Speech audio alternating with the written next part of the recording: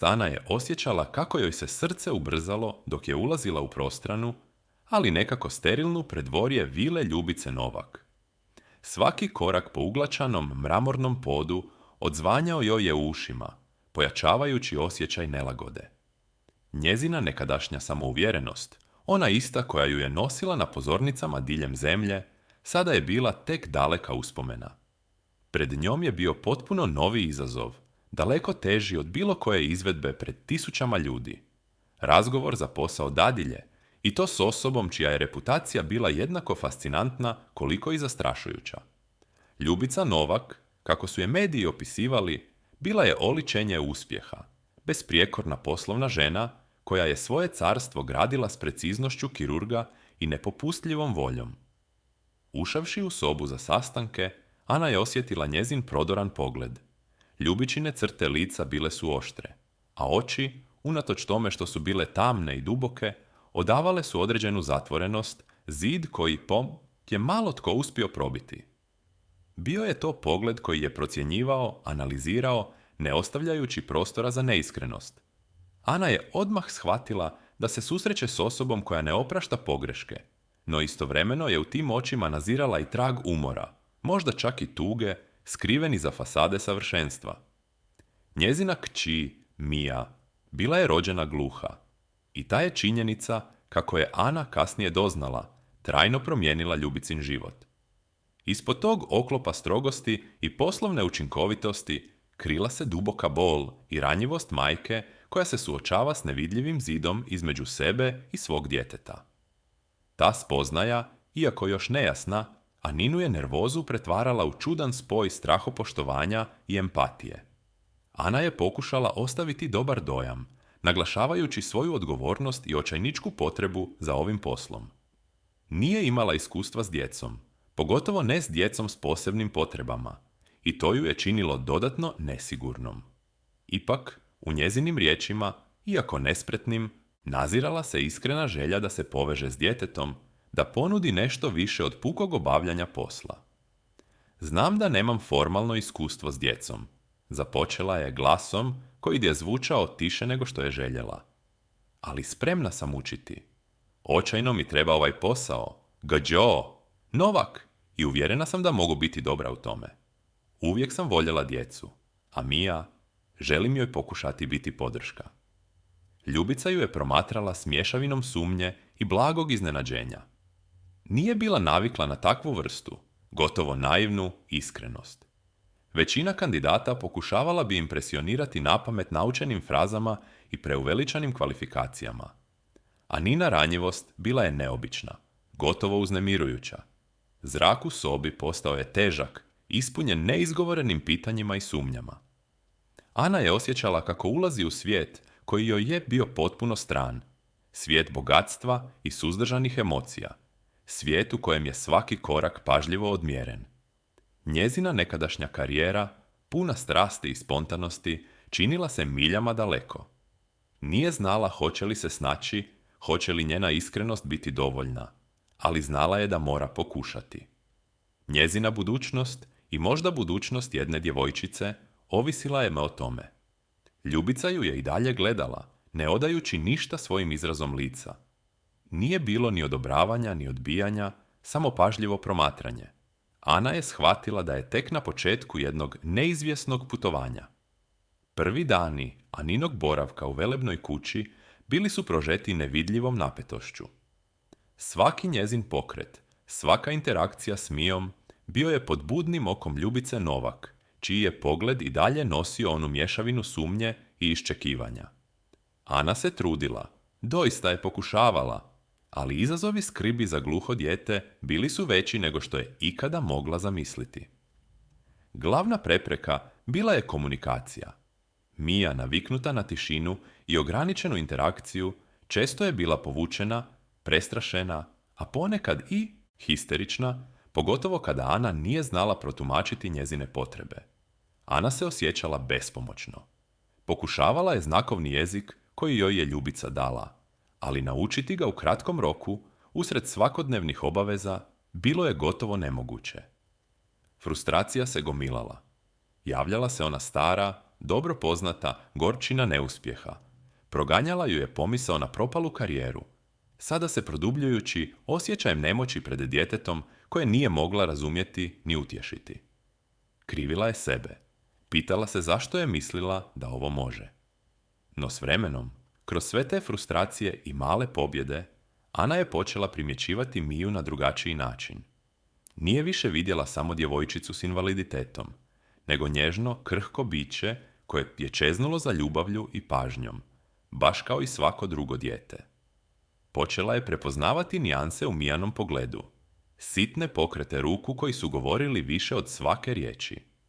Polako, korak po korak, između njih se razvijala tiha, neverbalna komunikacija, bazirana na povjerenju koje se gradilo u trenucima zajedničke tišine.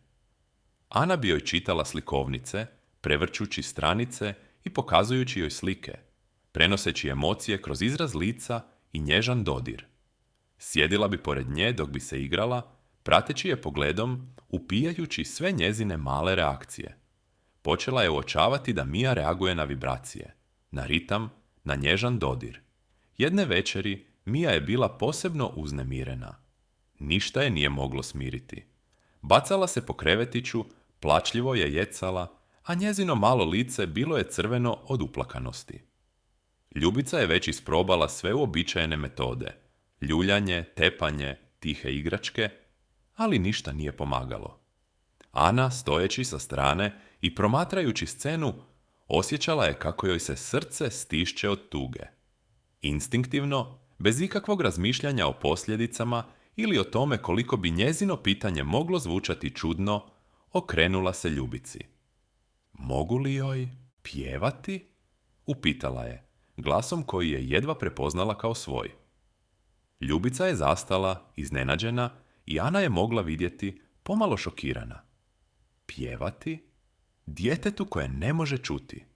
Bio je to apsurd. Liječnici su joj jasno davali do znanja da je Mijin slušni sustav potpuno nerazvijen, da je nepovratno gluha. No, u Aninim očima je vidjela nešto što je prevazilazilo logiku, iskrenu želju da pomogne, nešto što Ljubica u svojoj racionalnosti nije dopuštala sebi osjetiti. Nakon trenutka oklijevanja, uz sumnjičav, ali ipak odobravajući pogled, Ljubica je tiho kimnula. Pokušajte, rekla je, s blagim tonom rezignacije u glasu. Ionako ništa drugo ne pomaže. Ana je sjela pored Mije, pažljivo je uzela u naručje. Njezina nekadašnja karijera pjevačice bila je daleko iza nje, ali glas taj moćni instrument njezine duše i dalje čvrst je bio tu. Počela je pjevati. Nije to bila neka komplicirana pjesma s njezinih albuma, već tiha, poznata uspavanka koju joj je majka pjevala kad je bila mala. Niska, umirujuća melodija ispunila je sobu, a Ana je dopustila da vibracije njezina grla i prsnog koša prođu kroz njezino tijelo, dok je Miju držala čvrsto uz sebe. I dogodilo se nešto neobično. Nešto što je prkosilo svakoj logici, svakom medicinskom objašnjenju. Mija, koja je do tog trenutka bila neutješna, počela se smirivati. Njezini jecaji su jenjavali, njezini mali udarci postali su slabiji. Oči, još uvijek vlažne od suza, polako su se zatvarale. Ruke su prestale mahati. Njezino čitavo tijelo opustilo se uz Anino. Tišina u sobi bila je prekinuta samo Aninim tihim pjevušenjem. Naposljetku, malo prije nego što je Ana završila uspavanku, Mija je uspavala, s glavom naslonjenom na Anino rame. Ljubica je stajala na vratima, šokirana, promatrajući taj prizor s nevjericom. Neobjašnjivo. Prelijepo. Nešto se dogodilo, nešto što je promijenilo sve. Misterij pjevanja Miji, malenoj djevojčici koja nije čula, postao je čudna, ali utješna rutina u vili Novak. Svake večeri, kada bi došlo vrijeme za spavanje, Ana bi sjedila uz Mijin krevetić, držeći je nježno u naručju i pjevušeći blage, umirujuće melodije. Njezine pjesme nisu bile spektakularne izvedbe. Bile su to uglavnom uspavanke, stare dječje pjesmice ili ponekad tihe, improvizirane melodije koje bi joj pale na pamet. No bez obzira na pjesmu, rezultat je uvijek bio isti. Mija bi se smirila. Njezino bi se malo tijelo opustilo uz Anino i na kraju bi zaspala, dubokim, mirnim snom. I Ana i Ljubica bile su zbunjene. Kako je to moguće? Liječnici su jasno rekli da Mija nema sluha. Pjevati joj je bilo kao govoriti zidu. Pa ipak, Mija je reagirala. Njezina reakcija nije bila slušna, već nešto dublje, nešto što je dodirivalo njezinu dušu, njezino biće. Ana je pomno pratila Mijine reakcije. Primijetila je da se Mija priljubila uz njezino tijelo, kao da upija vibracije koje su prolazile kroz Anina prsa. Ponekad bi joj Mijin mali prstić dotaknuo usnicu, kao da želi osjetiti kretanje, ritam. Bilo je to kao da Mija ne čuje zvuk, već osjeća glazbu cijelim svojim tijelom, cijelim svojim bićem. Ljubica je u početku bila skeptična. Njezini znanstveni i pragmatičan pristup životu odbijali su prihvatiti nešto tako neobjašnjivo. No, noć za noći, promatrajući Miju kako se smiruje u Aninom naručju, kako pronalazi mir u Aninom pjevanju, Ljubica je počela primjećivati promjenu. Ne samo u Miji, koja je postajala mirnija i manje uznemirena tijekom dana, već i u sebi. Njezina stroga fasada počela se polako topiti. U tim kasnim večernjim satima, dok bi Mija spavala, a Ana tiho završavala svoje pjevanje, Ljubica bi često ostajala u sobi. Nije bilo puno riječi, ali prisutnost je govorila više od 1000 rečenica. Jedne večeri, dok je Mija veča spavala, Ljubica je prekinula tišinu. Rekli su mi da nikada neće čuti, rekla je. Glasom koji je bio neobičajno tih i ranjiv. Od prvog dana osjećala sam se slomljeno. Kao da sam ja kriva, kao da sam je iznevjerila.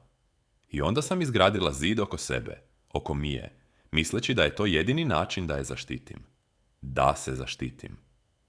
Njezine su riječi bile poput malih pukotina na savršeno glatkoj površini leda, otkrivajući dubinu tuge koju je godinama skrivala. Njezina tuga i osjećaj krivnje zbog Mijine gluhoće bili su teret koji ti je nečujno nosila, a tek sada, u prisustvu Ane i čuda kojeg je ona donijela, počela je dopuštati da se taj teret oslobodi. Ana je slušala. Nije nudila savjete ni prazne utjehe. Samo je sjedila, prisutna, dopuštajući Ljubici da se otvori. I Ana je prolazila kroz vlastitu preobrazbu. Njezin glas, nekada izvor ponosa, pa zatim prokletstvo propale karijere, sada je pronalazio novu svrhu. Nije pjevala za pljesak, za slavu, za novac. Pjevala je za jedno malo, ranjivo biće koje ju je trebalo. Osjećala se ispunjeno na način na koji se nikada prije nije osjećala, čak ni u jeku svoje pjevačke slave. Shvatila je da njezina glazba ima moć izvan onoga što je ikad zamišljala. Moć da utješi, moć da poveže, moć da liječi. Više nije osjećala sram zbog svoje propale karijere. Sada je shvaćala da je to iskustvo bilo nužno da bi došla do ovog trenutka, do ove Mija i do ove nove Ane. Između Ane i Ljubice, iz te zajedničke brige za Miju i međusobnog razumijevanja koje je nastalo iz dijeljenja boli i nade, počelo se razvijati nešto neočekivano i lijepo, neobično prijateljstvo. Ljubica, koja nikada nije dopuštala bliskost, sada je znala da može Ani vjerovati. Dijelile su tihe poglede, razumjele neizgovorene strahove i dijelile malene pobjede kada bi Mija pokazala novi znak napretka. Ana je nekada mislila da će novac riješiti sve njezine probleme, no sada je shvatila da je pronašla nešto mnogo vrednije. U toj velikoj vili, okružena tišinom i glazbom, Ana je pronašla svoj izgubljeni glas i smisao, dok je Ljubica, kroz Miju i Anu, počela pronalaziti put natrag u svijet nade i otvorenosti. Njihova veza postajala je čvrsta, neraskidiva nit koja ih je povezivala u jednu neočekivanu priču o čudu i prijateljstvu. Ljubica, znatiželjna i sve više obuzeta novom nadom, odlučila je otkriti tajnu Mijine neobjašnjive reakcije na Anino pjevanje. Njezina pragmatična priroda i poslovna oštroumnost nisu joj dopuštale da jednostavno prihvati čudo bez pokušaja razumijevanja. Angažirala je najbolje stručnjake za sluh i neurologiju djece u regiji, dovodeći ih u vilu kako bi promatrali Miću i Anu. Željela je znanstveno objašnjenje, nešto opipljivo što bi potvrdilo ili opovrgnulo ono što je svakodnevno vidjela svojim očima. Tim eminentnih liječnika, audiologa i razvojnih psihologa proveo je sate promatrajući Miju dok je Sana pjevala. Mjerili su joj otkucaje srca, moždanu aktivnost, čak su pokušali detektirati suptilne promjene u njezinoj koži. Ana bi pjevala svoje tihe uspavanke, držeći Miju blizu, a stručnjaci bi bilježili svaku, pa i najmanju Mijinu reakciju. Izvodili su testove, ponavljali eksperimente, analizirali podatke s ozbiljnim, gotovo sumnjičavim izrazima lica. Njihovi su zaključci bili jednoglasni i suhoparni. Medicinski, Mija je bila gluha. Nije bilo nikakvih promjena u njezinom unutarnjem uhu, nikakvih naznaka živčane aktivnosti koja bi ukazivala na prijem zvuka. Njezini slušni putevi bili su netaknuti, ali nisu prenosili zvučne valove do mozga. Njezina reakcija na Anino pjevanje, tvrdili su, bila je nemoguća s medicinskog stajališta. Gđo Novak, rekao je vodeći neurolog, sjedi gospodin strogog pogleda. Koliko god bismo željeli donijeti vam dobre vijesti, naša istraživanja ne pokazuju nikakvu fiziološku osnovu za reakciju vaše kćeri na zvuk. Ono što primjećujete vjerojatno je psihološki efekt, povezan s dodirom, toplinom, ritmom koji osjeća kroz vibracije tijela dadilje. To je utjeha, a ne slušna percepcija. Drugi su se složili, objašnjavajući da djeca, pogotovo ona s posebnim potrebama, često razviju iznimnu osjetljivost na druge podražaje kada im je jedno osjetilo uskraćeno. To je bila njihova racionalna, znanstvena istina. Ljubica se našla u dubokom emocionalnom sukobu. S jedne strane, njezin je prihvaćao znanstvene činjenice. Liječnici su govorili jezikom logike i dokaza, jezikom koji je dobro poznavala i kojem je vjerovala cijeli život. S druge strane, njezino je srce odbijalo prihvatiti da je ono što je gledala svake večeri samo puka slučajnost ili psihološki trik. Vidjela je Mijine opuštene mišiće, miran izraz lica, dubok san. Vidjela je promjenu u njezinoj kćeri, a ta promjena bila je stvarna. Nada koju joj je Ana donijela bila je previše dragocjena da bi je se tako lako odrekla. Borila se s tim proturječjem, s težinom racionalnog objašnjenja i lakoćom vjere u nešto što nadilazi razum. Bolno ju je podsjećalo na to kako je naučila potiskivati svoje emocije, kako je naučila vjerovati samo onome što je opipljivo i dokazivo. Ana je bila svjesna skepticizma stručnjaka, no to je nije ni najmanje obeshrabrilo. Za nju dokazi su bili u Mijinim očima, u njezinoj opuštenosti, u načinu na koji bi joj se priljubila svake večeri. Nije joj bilo važno nalazi li se za to medicinsko objašnjenje. Njezina vjera u moć glazbe, sada preoblikovana iz težnje za slavom u jednostavnu želju za utjehom, bila je nepokolebljiva. Nastavila je pjevati Miji s istom nježnošću i posvećenošću, bez obzira na medicinske dijagnoze i skeptične poglede. Smatrala je da je sama činjenica da Mija reagira, bez obzira na objašnjenje, dovoljna. Njezina pjesma postala je most, nevidljiv i nemjerljiv, koji je povezivao dva svijeta. Svijet zvukova koji Mija nije mogla čuti i svijet osjećaja koja je očito duboko proživljavala. Ana je intuitivno znala da njezina glazba liječi, da donosi mir, i to je bilo sve što je bilo važno. Na kraju krajeva, nije li ljubav sama po sebi čudo, neobjašnjivo i moćno, koje prkosi svakoj logici? U tom je duhu, sa srcem punim nježnosti, Ana nastavila svoju misiju, pjevajući Miji svake večeri, vjerujući u moć svoje glazbe, bez obzira na medicinska tumačenja, sigurna u to da je pronašla smisao izvan granica uobičajenog razumijevanja. No, Ana nije dopustila da joj ta razočaravajuća otkrića poljuljaju vjeru. I dalje je pjevala Miji, sa istom nježnošću i posvećenošću, znajući duboko u sebi da njezina glazba ima moć koja nadilazi puko slušno iskustvo. Za nju, sama činjenica da Mija reagira, bez obzira na medicinska objašnjenja, bila je dovoljna. Njezina pjesma postala je most, nevidljiv i nemjerljiv, koji je povezivao dva svijeta. Svijet zvukova koji Mija nije mogla čuti i svijet osjećaja koji je očito duboko proživljavala. Ana je intuitivno znala da njezina glazba liječi, da donosi mir, i to je bilo sve što je bilo važno. Na kraju krajeva, nije li ljubav sama po sebi čudo, neobjašnjivo i moćno, koje prkosi svakoj logici? U tom je duhu, sa srcem punim nježnosti, Ana nastavila svoju misiju, pjevajući mi svake večeri, vjerujući u moć svoje glazbe, bez obzira na medicinska tumačenja, sigurna u to da je pronašla smisao izvan granica uobičajenog razumijevanja. Jednog prohladnog jutra, vila je bila obavijena neobičnom tišinom, težom od uobičajene. Mija se probudila s visokom temperaturom, a njezino je malo tijelo podrhtavalo od groznice. Disanje joj je bilo plitko, a oči mutne.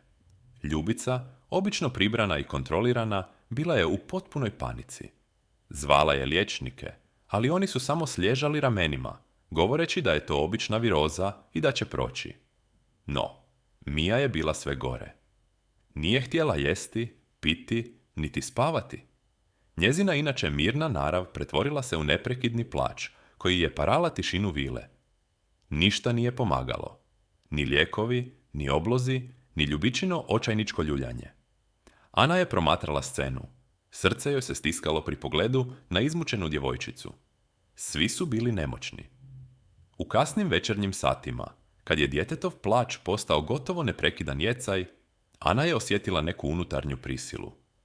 Uobičajene uspavanke, koje su inače donosile mir, sada nisu imale nikakav učinak. Mija se otimala, njezino je malo tijelo bilo prepuno nemira. Ana ju je uzela u naručje, priljubila je u sebe, osjećajući svaku vibraciju njezina bolnog disanja. Tada, umjesto poznate uspavanke, Ana je instinktivno počela pjevati pjesmu koju je napisala u najtežim trenucima svoje karijere. Onu koju nikada nije objavila. Onu koja je ostala skrivena u njezinoj duši kao posljednje utočište. Bila je to pjesma o nadi, o tome kako pronaći svjetlost čak i u najdubljim sjenama, o tome kako se snaga rađa iz slabosti. Njezine riječi, iako ih Mija nije mogla čuti, bile su ispunjene sirovom emocijom, iskrenim strahom, ali i nezaustavljivom željom za preživljavanjem. Dok je Ana pjevala, zatvorenih očiju, glasom koji je drhtao od tuge i nade, dogodilo se nešto nevjerojatno. Mija, koja se dotada grčila u njezinom naručju, polako se smirivala. Njezini jecaji su jenjavali, njezino disanje postajalo je pliće, pravilnije. I tada, u trenutku koji je zauvijek urezao u sjećanje, Mijin maleni prstić, onaj isti koji je Ana već primijetila da traži vibracije, nježno je dodirnuo Aninu usnicu. Nije to bio slučajan pokret. Bio je precizan, namjeran. Kao da je Mija, iako gluha, osjetila vibraciju pjesme, njezinu poruku, njezinu esenciju i odgovorila na jedini način na koji je mogla. Ana je osjetila taj nježni dodir. Njezine su se oči otvorile, susrevši se s Ljubičinim pogledom. Ljubica je stajala na vratima, blijeda od iscrpljenosti i očaja. Ali kada je vidjela Mijin prstić na Aninoj usnici, nešto se prelomilo u njoj. Nije to bio samo dodir. Bilo je to prepoznavanje. Znanstveni um Ljubice Novak, koji je godinama odbacivao sve što nije bilo mjerljivo i dokazivo, sada je bio suočen s nečim što je nadilazilo svaku logiku. Njezina kači, gluha od rođenja, očito je osjetila nešto što se ne može objasniti samo zvukom. Osjetila je vibraciju duše, vibraciju nade, vibraciju ljubavi koja je prolazila kroz Aninu pjesmu. U tom se trenutku, u tišini sobe prekinutoj samo Aninim pjevanjem i Mijinim smirenim disanjem, Ljubičino srce otvorilo. Suze su joj potekle niz obraze, prvi put nakon mnogo godina. Nije to bio plač tuge, već katarzično oslobođenje. Shvatila je da je njezina vjera u čuda, koju je davno zakopala pod slojevima racionalnosti i pragmatičnosti, ponovno oživjela. Shvatila je da strah od nepoznatog, strah od Mijine gluhoće, strah od vlastite nemoći, više nema moć nad njom. Ljubav, istinska, bezuvjetna ljubav, može nadilaziti sve prepreke, čak i one koje se čine nepremostivima. U tom ih je trenutku, dok je Mija mirno disala u Aninom naručju, a Ana pjevala pjesmu nade, Ljubica gledala novim očima. Nije to bila samo dadilja i njezina kači. Bila su to dva bića povezana nevidljivom, niti su osjećanja i ljubavi, niti koja je sada premostila i najdublju tišinu. Bilo je jasno da se nešto duboko promijenilo u srcu ove milijunašice. Nešto što nijedna medicinska ekspertiza nikada nije mogla objasniti. Kroz bol i očaj stigla je spoznaja. Nezaustavljiva, moćna, predivna. Svoje je strahove, svoju bol, svoju krivnju pustila da ispare, shvaćajući da je najvažnija istina skrivena u srcu, a ne u nalazima laboratorija. Mija se oporavila.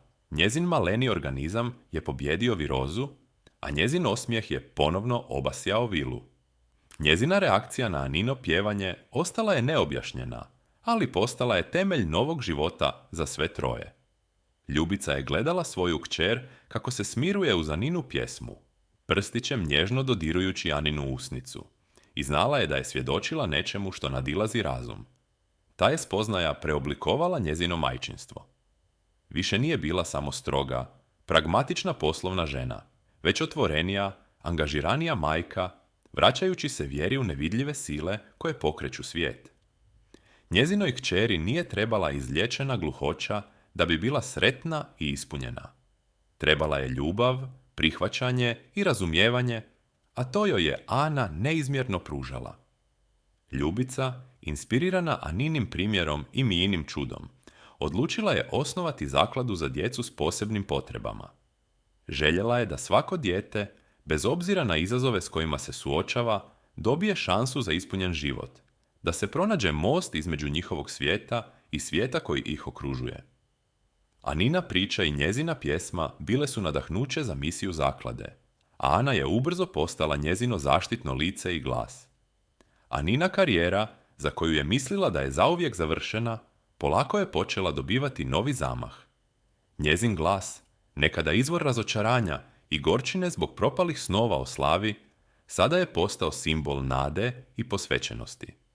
Mediji su počeli pisati o dadilji koja pjeva gluhom djetetu, a priča o Miji i Ani dotaknula je srca ljudi diljem zemlje.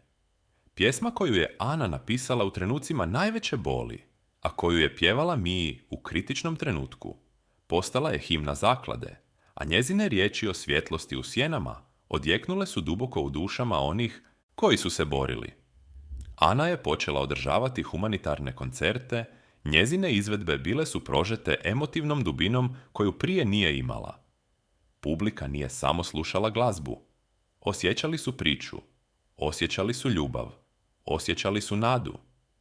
Njezin uspjeh nije bio mjerljiv brojem prodanih albuma, već brojem osmijeha koje je donijela, brojem srca koja je dotaknula, brojem snova koje nas ne inspirirala.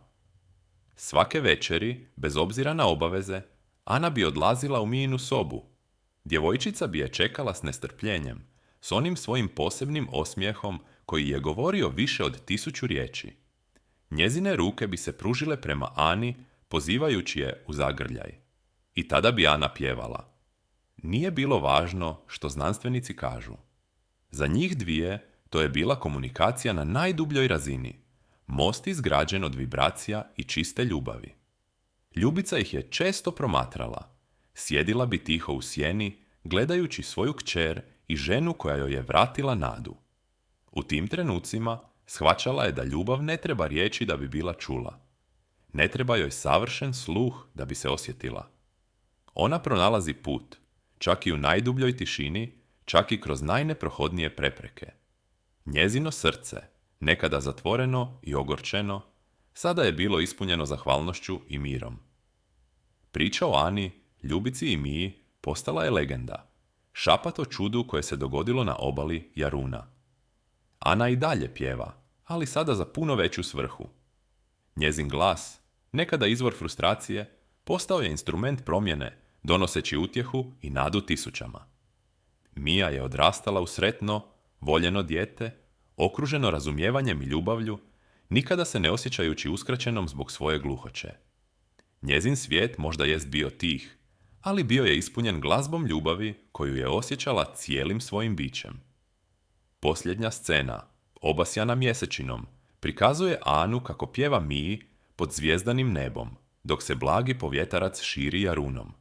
Mija je uspavana u njezinom naručju, njezino lice mirno i spokojno. Ljubica ih promatra iz daljine, njezine oči pune suza, ali ne tuge, već neizmjerne sreće i zahvalnosti. Znala je da je život možda nepredvidiv, pun izazova, ali da je ljubav najjača snaga u svemiru, sposobna pretvoriti tišinu u melodiju, tamu u svjetlost. Ako vam se svidjela ova priča o nadi i ljubavi, pretplatite se na naš kanal i pogledajte naše ostale inspirativne videozapise. Koja vas je pjesma izliječila? Koja vas je pjesma dotakla u trenucima